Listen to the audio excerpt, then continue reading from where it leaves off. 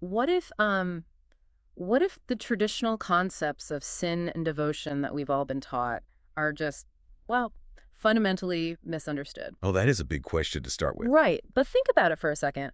What if one of those concepts is actually just a form of like emotional and spiritual containment? Like a way to keep you in a manageable little box. Exactly. While the other is meant to be this incredibly dynamic, living, breathing energy that you actively participate in every single day.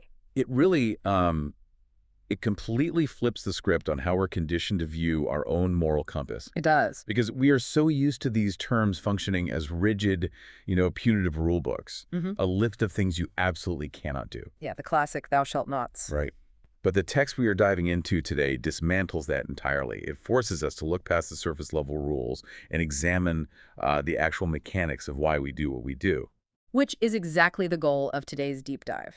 We're going to unpack this fascinating philosophical text that completely redefines morality, fear, love, and how we actually integrate the light and dark forces within ourselves. And the world around us, too. Yeah. So whether you are currently trying to navigate your own personal boundaries or you're just, a person trying to make sense of a world that feels incredibly chaotic right now, this source offers a totally new lens on what it actually means to be a good person. It really does. Okay, let's unpack this. Well, for anyone looking for those sudden aha moments, this text definitely delivers. I mean, it essentially takes a sledgehammer to the rigid, rule-based structures we usually associate with morality, And replaces them with what? with a framework of profound personal responsibility.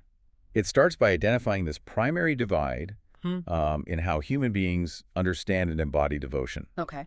On one side of this divide, you have devotion that is entirely rooted in fear. And when we say fear in this context, we're talking about like the fear of sinning, right? The fear of consequence. Exactly. Or the fear of somehow being permanently separated from whatever divine or natural order you happen to believe in. Right, right. And when your devotion is driven by that specific kind of fear, your entire orientation toward purity becomes incredibly rigid. It becomes highly protective. Defensive almost. Yes, very defensive. The text points out that in this state, people become highly critical of anything or anyone that appears to step outside of their strictly defined boundaries. Wow. So devotion stops being a living relationship with the world and devolves into just a form of containment. Exactly. People in this state mistake absolute control for true alignment. They mistake the avoidance of life for actual virtue. It sounds like deciding the only way to keep your house clean is to never let anyone inside. That's a great way to put it. Like you never cook a meal, you never open a window, you build these incredibly high walls, pull up the drawbridge, and mistake that total sterile isolation for being aligned with the good. Right, because nothing can get messy if nothing ever happens. Yeah. You think keeping the messy stuff out of your courtyard makes you virtuous, but you're really just trapped in a prison of your own making. And that sterile isolation is the psychological payoff of the fortress mentality. It is safe and it's highly predictable. But it's not really living. No, it's not. And the text contrasts this with the other side of the divide, which is devotion rooted in love. And it makes a crucial distinction here. Which is? Love-based devotion does not operate through the fear of making a mistake. It operates through a deep, abiding trust in connection. So it doesn't pretend the shadow doesn't exist. It doesn't deny that human behavior is incredibly complex and, often really messy. Exactly. Instead of pulling up the drawbridge, it walks out into the field and engages with that complexity. Yeah, It seeks to understand and transform the shadow rather than just blindly rejecting it. that makes a lot of sense. And there's a vital phrase from the source text here. It says that for those practicing love-based devotion, sin is not an absolute terrifying force. It is simply a mutable expression of energy. A mutable expression of energy. Let's break that down because mutable is really the key word there. It is. It means changeable, shapeable. It's not this fixed object carved in stone. It's more like clay. Right. It can be worked with. So when the text calls a sin a mutable expression of energy, it's saying the underlying drive or emotion isn't permanently toxic. It can be reshaped, redirected, and ultimately integrated into something healthy. which completely removes the permanence of the condemnation. It completely changes the weight of the word. But, if love-based devotion is so freeing, and if it allows you to actually live your life rather than just avoid it, Yeah. it kind of begs the question of why anyone would actively choose the fear-based fortress. Like, what is the root cause of this divide? Well, the text points to a deeper philosophical distinction to answer that. It comes down to what a person primarily identifies with. Okay, break that down for us. The source explains that the fortress builders identify primarily with what it calls the material self. Meaning they are heavily bound by physical rules, strict outcomes, tangible measurements, that sort of thing. Exactly. And a very literal interpretation of right and wrong. Got it. If you are grounded in that material identification, your view of morality just has to be fixed. You need a spreadsheet. An action is inherently universally good, or it's universally bad, under all circumstances. Right. There is no gray area. Adherence to a prescribed list of behaviors is the only way you can prove you are in alignment. You check the boxes, you get the gold star, you avoid the punishment. Precisely. Now, the alternative is what the text calls an identification with expansive awareness. Expansive awareness. Yeah. Individuals in this camp perceive reality as fluid. It is interpretive, and most importantly, it's responsive to consciousness. So for them, reality is highly dynamic. Very dynamic. The meaning of an action doesn't just exist in a vacuum. It emerges through the intention behind it, the perception of it, and the real-world transformation it causes. Wait, I have to stop you there. If reality is completely fluid and actions aren't inherently good or bad in a strict, fixed way, doesn't that just lead to absolute chaos? It sounds like it could, right? Yeah. Like, if there are no hard rules, how do we define what bad actually is? Yeah. Doesn't this expansive awareness just give people a free pass to do whatever they want and justify it later? That is a very valid critique. Yeah. But if we connect this to the bigger picture, the text is not advocating for nihilism. Okay, good. It explicitly states that this perspective does not deny the existence of harmful actions or devastating real-world consequences. People get hurt. Destruction happens. So how does it handle that then? What this framework does is completely reframe the origin of those harmful actions. It asks us to look at the internal mechanism behind the harm rather than just slapping a label on the final outcome. Here's where it gets really interesting. Because the text takes the concept of evil, a word that carries massive historical and emotional baggage, obviously, Huge baggage. and gives it a radical rebrand. It does. The source posits that what we commonly label as evil is not some absolute autonomous dark force roaming the earth looking to corrupt people. Which is how it's usually portrayed. Right. Instead, it defines it simply as a state of energy that has not yet been integrated or understood. Unintegrated energy, what does that actually look like in practice? Think of it like a dammed-up river. The water itself, the raw primal force, which might be anger, grief, or intense ambition, is just water. Okay, I'm with you. If you approach that raw energy with fear, your instinct is to suppress it. You build a massive concrete dam to contain it because you are terrified of a flood. But you aren't integrating the water into the ecosystem, you are just blocking it. Exactly. And what happens next? Well, the pressure builds behind the wall. The Yeah. water fragments, it looks for cracks, it rebels against the containment. And eventually, the dam breaks. The water rushes out all at once, destroying the town below. Wow. In this framework, the water wasn't evil. The destruction happened because the energy was unintegrated and suppressed out of fear. But if that exact same energy is approached with awareness, it can be transmuted. Yes. Transmutation is a big concept here. How does one actually transmute unintegrated energy? By removing the fear label and giving the energy a constructive pathway. Instead of building a wall, you build a spillway. Right, you channel the momentum of the water to turn turbines and generate electricity for the town. Exactly. You take that raw, intense frustration in a relationship, and instead of suppressing it until you explode in the screaming match, you use the momentum of that frustration to initiate a calm, firm conversation about setting a necessary boundary. So the energy is exactly the same, but the mechanism of how you handle it transforms it from destructive to constructive. That's a transmutation. But, if the water is just water, and if the primal energy can be used to generate light, it raises a huge contradiction in how a lot of society operates. How so? Why are we so obsessed with being totally dry? Like, why do so many people inherently fear the darker, more instinctual sides of life? Well, this raises an important question about how we define purity. The source text discusses a very common misunderstanding that happens when individuals prioritize a specific, sanitized version of purity. The fortress builders again. Exactly. In their pursuit of the light, they end up totally rejecting the grounded, instinctual, what the text calls earthly aspects of existence. They label those earthly instincts like fierce protectiveness, raw sexuality, or intense ambition as dangerous. Yes, they call them corrupt or demonic. Demonic, that's a strong word. It is.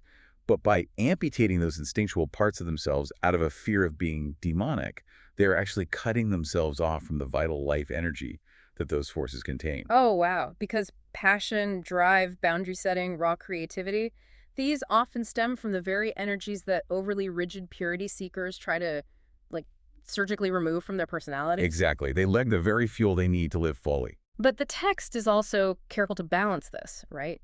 It acknowledges that these primal forces can be incredibly destructive if they aren't handled with that expansive awareness we talked about. Oh, absolutely. Destructive expressions are very real.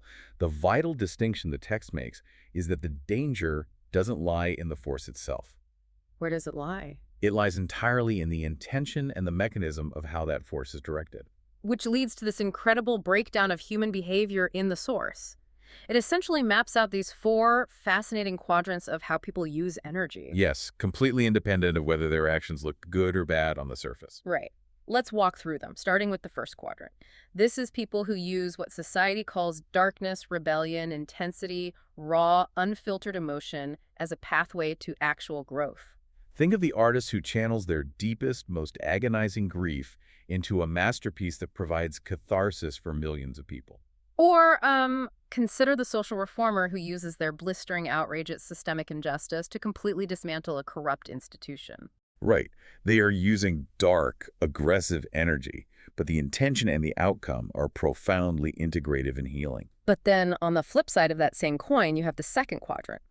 People who take those exact same dark, rebellious, intense forces and use them for manipulation. Yes. They use their anger not to dismantle corrupt systems, but to tear down the people around them. They use their intensity to intimidate, to control, and for selfish corruption. That is where the lack of awareness and the lack of integration create actual measurable harm. The dam breaks and destroys the town. Right. But the text doesn't stop there. It flips the mirror onto the light as well, giving us the third and fourth quadrants. This part is so revealing. It points out that there are individuals who present themselves to the world as perfectly aligned with the light. The people who have built the perfect, spotless fortress. They have curated the ultimate image of purity, goodness, and absolute holiness. But they use that pristine image of goodness to conceal control, judgment, and systemic harm. This is the hypocrisy of weaponized light. Yes, weaponized light. You see this constantly in modern life. Like, think about toxic positivity in corporate culture. Oh, perfect example. You have a manager who speaks in a calm, soothing voice, uses all the correct HR buzzwords, and constantly talks about team synergy and good vibes. On the surface, it's all light. Right, they look perfectly pure on paper. But they use that exact language to systematically gaslight an employee, shut down valid complaints, and maintain absolute control over the department. They are weaponizing the rules of purity to exclude and harm people. The aesthetic of goodness is being used as a tool of suppression. The label says light, but the mechanism is pure disconnection and harm. So what does this all mean? If someone using darkness can be creating profound truth, and someone wrapped head to toe in light can be creating deep psychological harm. It means the labels themselves are essentially useless. It really is. Across all of these expressions, light, dark, or totally neutral, there is a spectrum of intention and awareness. The text makes it clear that no single category holds the absolute truth. So what actually matters? The only thing that actually matters is the relationship between the individual and the energy they are engaging with. It's asking you to look under the hood. Are you acting unconsciously and reactively, letting the energy whip you around and cause collateral damage? Or are you acting consciously, integratively, and taking true responsibility for how that energy, whether it's anger, joy, or ambition, transforms the world around you? Which perfectly sets up the text's ultimate conclusion about how we should actually live. Yeah, because if the rigid rules of the material self don't work, and if both light and dark can be used for either profound growth or severe harm.